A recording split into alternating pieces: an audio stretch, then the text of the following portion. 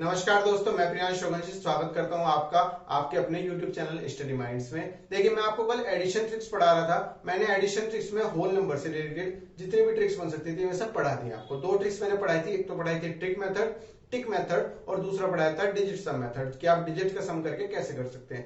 अगर आप उससे भी एक्स्ट्रा करना चाहते हैं और अच्छा करना चाह रहे हैं तो आप डायरेक्ट चार डिजिट या 3 डिजिट को अपने माइंड में जोड़ने की प्रैक्टिस करें। अगर आप एग्जाम में जा रहे हैं तो ये दोनों ट्रिक जो मैंने आपको पढ़ाई है, टिक मेथड और डिजिट सम मेथड, ये आपकी हेल्पफुल जरूर होंगी। और अगर आप इससे भी एडवांस करना चाहते हो तो फिर आपको अपने माइंड को इतना कैलकुलेट करना पड़ेगा, एग्जॉस्ट करना पड़ेगा कि आप कोई भी डिजिट आ जाए या कोई भी नंबर आ जाए आप उसको छोड़े ना, उसको अच्छे से कैलकुलेट कर लें विद इन टाइम लिमिट्स। ठीक है, तो चलिए, अगर मैंने आपको होल नंबर्स की तो सभी सीरीज बता दी और एडिशन ट्रिक्स में आगे बढ़ते हुए मैं आपको फ्रैक्शंस की वैल्यू भी बताता हूं कि अगर आपके यहां पर कोई फ्रैक्शन की वैल्यू पूछ ले, उनका सम पूछ ले, तो आप कैसे कैलकुलेट करेंगे। तो आज का जो हमारा टॉपिक रहेगा वो क्या रहेगा? Addition tricks. एडिशन ट्रिक्स, ठीक है, एडिशन ट्रिक्स।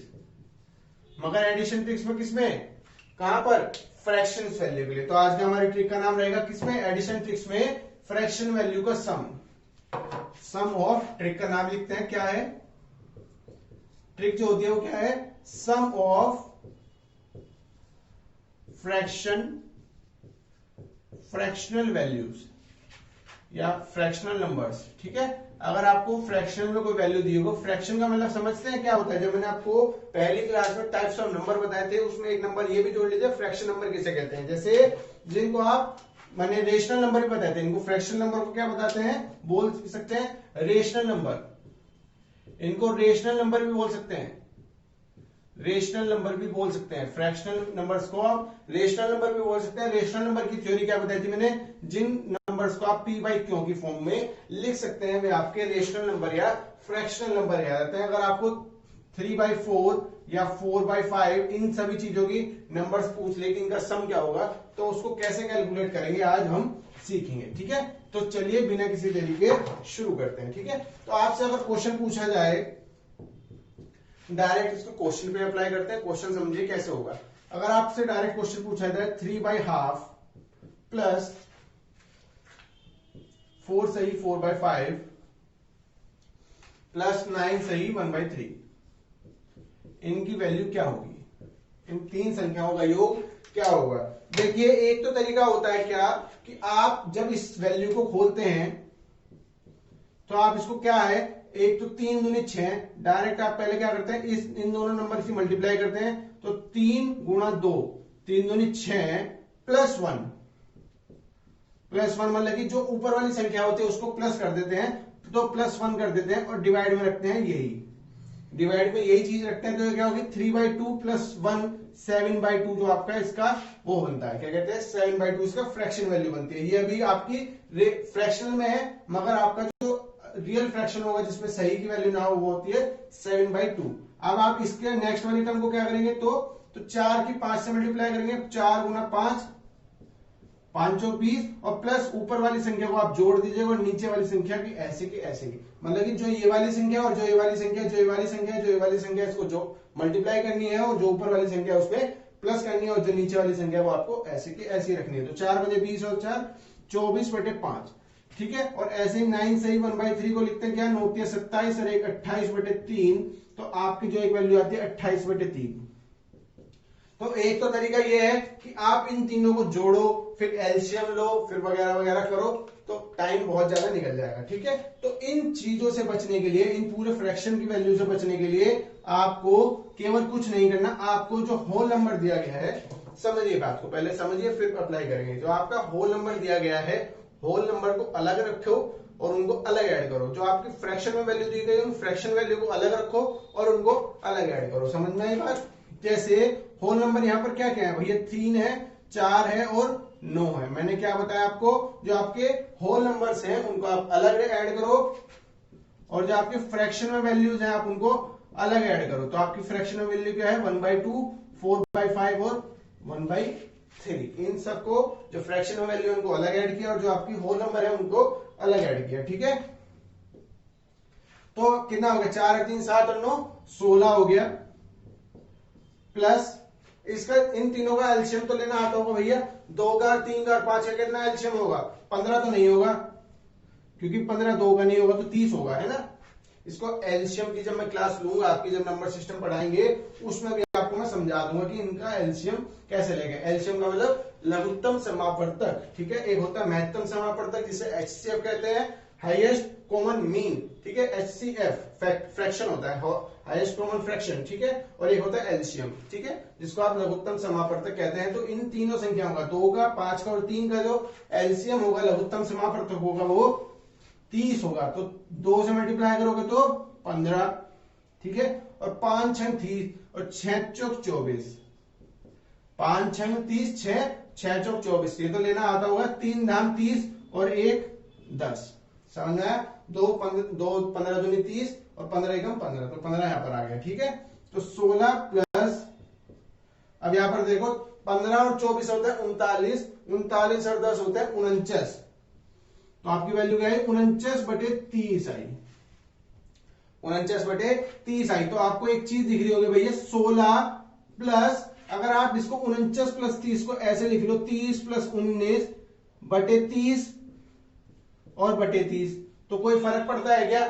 अगर आपने 49/30 को 30/30 + 19/30 लिख लिया तो कोई फर्क तो नहीं पड़ा आपको। मगर इससे एक चीज समझ में क्या आ गई कि भैया जब आपने 16 + 30/30 किया तो उसकी वैल्यू 1 आ गई और इसकी वैल्यू 19/30 आ गई, 19/30 आ गई। तो आपको क्या समझ में आया कि भैया 17 सही 19/30 जो है इस क्वेश्चन का सही आंसर हो जाएगा।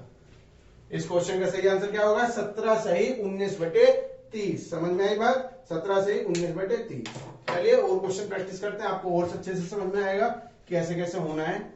मगर फ्रैक्शन वैल्यू जब आप कैलकुलेट करें ना, तो आप याद ये रखें, जब भी आप फ्रैक्शन वैल्यू कैलकुलेट करें तब आप याद ये रखें कि मतलब कि फ्रैक्शन वैल्यू को सम जो निकाले तो ये याद रखें, होल नंबर्स को अलग सम करना है और फ्रैक्शन वैल्यू का अलग सम करना है, वो ज्यादा हेल्पफुल होगा, ठीक है। आपको अगर क्वेश्चन दे दिया जाए 5 सही 2/3 माइनस 4 सही 1/6 प्लस 2 सही 3/4 माइनस 1 सही 1/4, माइनस 1 सही 1/4,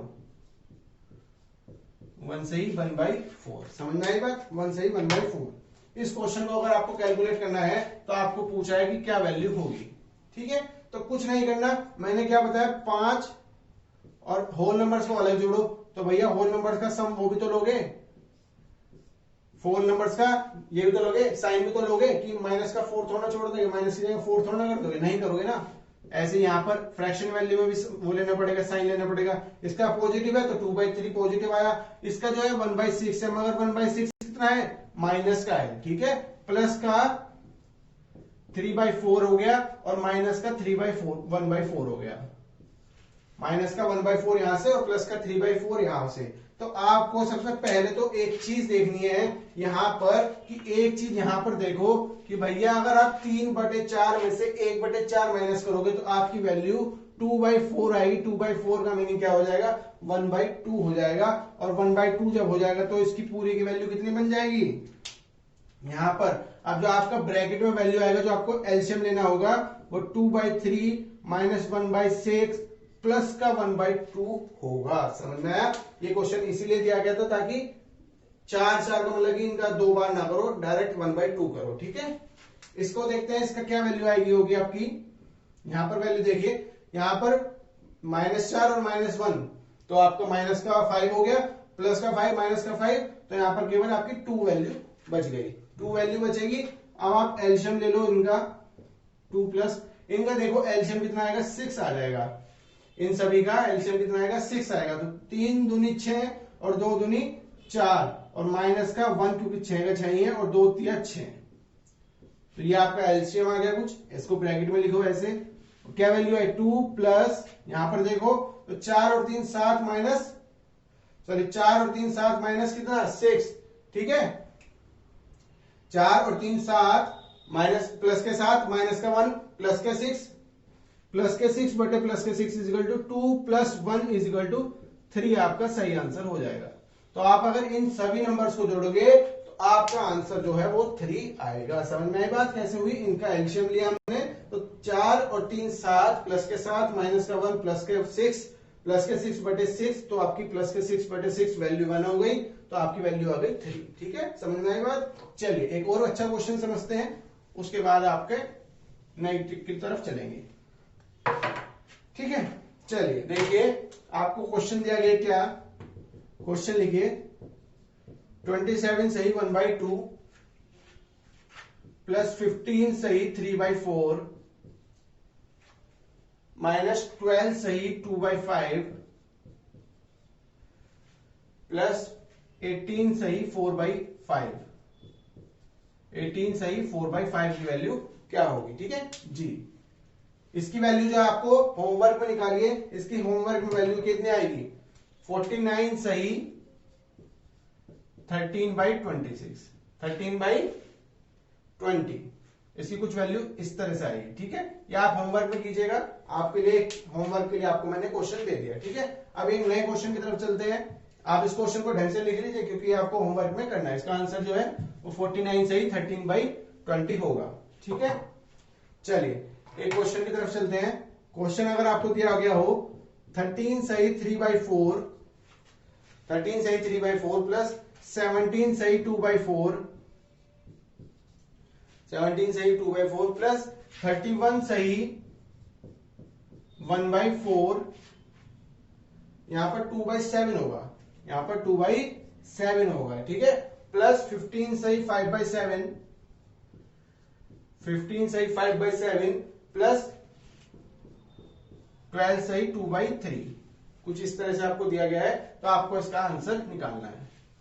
ठीक है, चलिए देखिए अब आपको इसमें फ्रैक्शन में वैल्यू लिखने की जरूरत नहीं है। आपको एक चीज समझ में आनी चाहिए कि जब आप इस संख्या को देखो, इस वाली संख्या को और इस वाली संख्या को एक बार ध्यान से देखो, आपको एग्जामिनर है ना इसी तरह से कंफ्यूज करता है। वो क्वेश्चन आसान तो देता है मगर टर्म्स को आगे पीछे करके देता है ताकि आपको चीजें समझ में ना आए। अब इस वाली टर्म्स को एक अच्छी तरह से समझो। क्या होगा अगर आप यहाँ पे 13 को अलग लिखोगे, 3/4 को अलग लिखोगे और यहाँ पर 31 को अलग लिखोगे और 1/4 को अलग लिखोगे, तो 31 और 13 ये जो सबसे पहले जुड़ेंगे तो इसकी वैल्यू कितनी आएगी? 44।